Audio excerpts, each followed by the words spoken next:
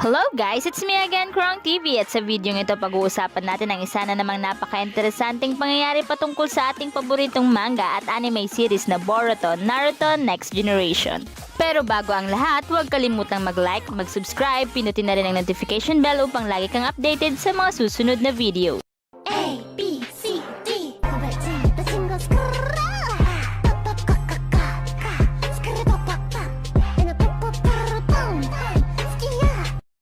Sa video ito, pag-uusapan natin ang Rasengan at kung sino nga ba talaga ang totoong nag-imbento nito. Ang Rasengan ay isang spinning ball of chakra form kung saan ito ay nangyayari sa palad ng isang handful shinobi.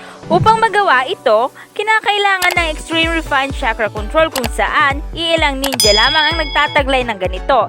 Ito ang isa sa mga dahilan kung bakit nga ang teknik na ito ay mahirap or hindi ganon kadaling matutunan. Kaya naman upang magawa ang tinatawag na chakra control, upang matuto sa paggamit ng Rasengan ng madali, ito ay hinati sa tatlong steps o tatlong pamamaraan. Ang una ay ang rotation. Ang user ng Rasengan ay kinakailangan mapaikot o ma-spin ang kanilang chakra sa maraming direction at once. Upang magawa ito ng tama, pinagagamit ang user ng isang balon upang dito nila mamark ang nangyayari kung saan sa loob nito ay mayroong gumagalaw na tubig. Kapag ang balon na may tubig ay nagawa ngang mapaputok ng user gamit ang kanyang chakra, indication lamang na ang rotation step ay nagawa na nga niya.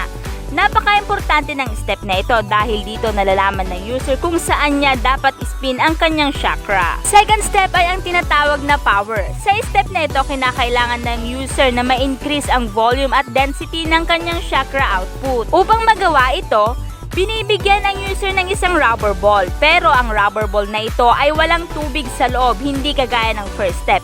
Ito ay upang matulungan sila na ma-burst ang exterior nito at mas thicker ang cover ng rubber kaysa sa balloon. At ang last ay ang tinatawag na containment. Sa step na ito, kinakailangan ng user na pagsamahin ang first step at ang second step.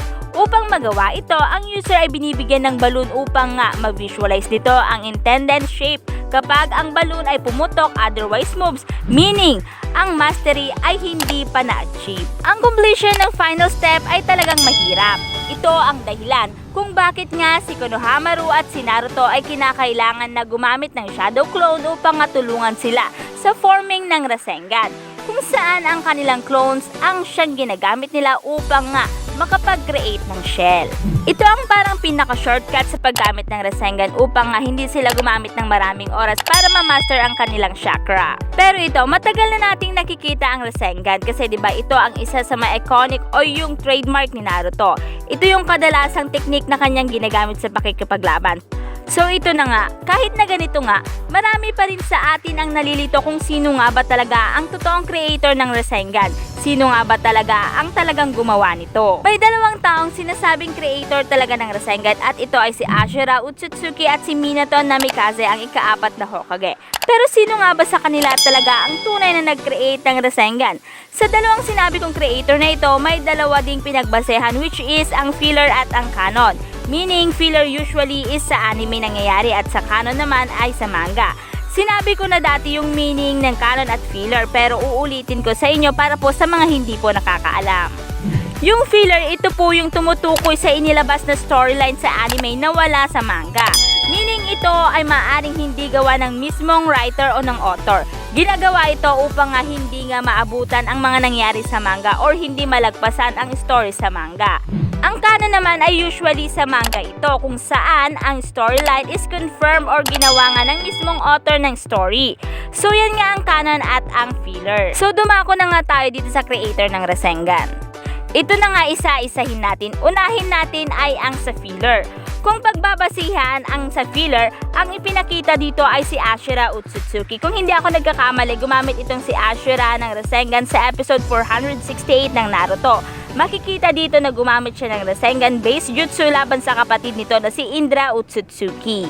Dahil dito sa ipinakitang ito, naniniwala ang ilan sa atin na si Ashura nga talaga ang gumawa or nag-create ng Rasengan dahil na rin siya ang unang gumamit nito.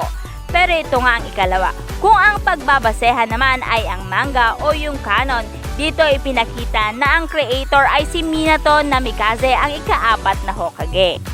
kung saan ginawa or create niya ang Rasengan sa pamamagitan ng pagbibase niya or ibinase niya ang Rasengan sa tailed beast ball.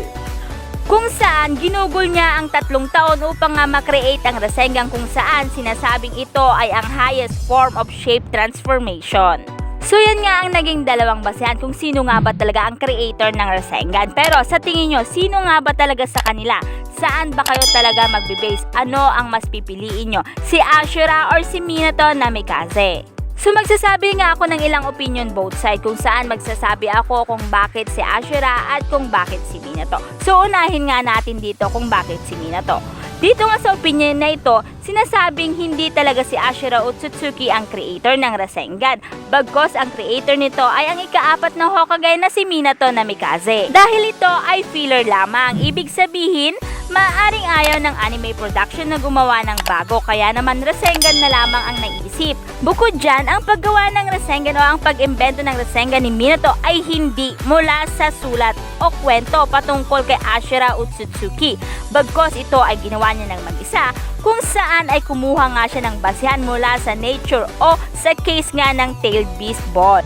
Bukod dyan, ang paggamit ng Rasengan na ito ni Ashura ay hindi makikita sa manga, ang mismong gawa ng creator ng Naruto series. So yan nga ang mga reason kung bakit nga si Minato ang pinapaniwala ang creator ng Rasengan at hindi si Ashura Otsutsuki. So dumako naman tayo dito sa side ni Ashura Otsutsuki. Si Ashura ang creator ng Rasengan in the fact na nakakreate siya ng advanced version nito, ang multiple Rasengan. Hindi lang ito nakilala since ang Rasengan na ito ni Ashura ay hindi napasa sa next generation. Kaya naman ito ay nakalimutan na kasi 'di ba? Wala namang nakakakilala kay Indra or kay Ashura. Nakilala lang naman sila dahil sa kwento ng kanilang ama na si Hagoromo Otsutsuki. Si Indra at Ashura example ng ancient history, hindi katulad ng history ni Hashirama at ni Madara. So ibig sabihin, unang na-create o ginamit ito ni Ashura since hindi ito napasa, ito ay nakalimutan na hanggang sa ito ay na-rediscover ni Minato Namikaze. So meaning ang creator sa past is si Ashura at sa present ang creator naman ay si Minato. Maaari ito guys, pareho silang creator nito kasi 'di ba? Na-develop yun ni Ashura ng sarili lang niya at ganun din kay Minato dahil hindi naman siya nag-base sa mga gawa, sulat or kwento na mula kay Ashura bagkos ito ay na-develop niya sa sarili niyang paraan. Pero ito nga, kung pagbabasehan nga ang manga, ang tunay na gawa ng author, it is actually Minato Namikaze and not Ashura Otsutsuki. Pero kayo, kung kayo ang tatanungin guys, ano sa tingin nyo? Si Ashura nga ba or si Minato? Saan ba kayo magbabase? Sa filler ba or sa canon? I-comment nyo lang guys ang inyong kasagutan sa ating comment box. At dito na nga nagtatapos ang video ito. Any comment and suggestion, just comment down below. Thank you!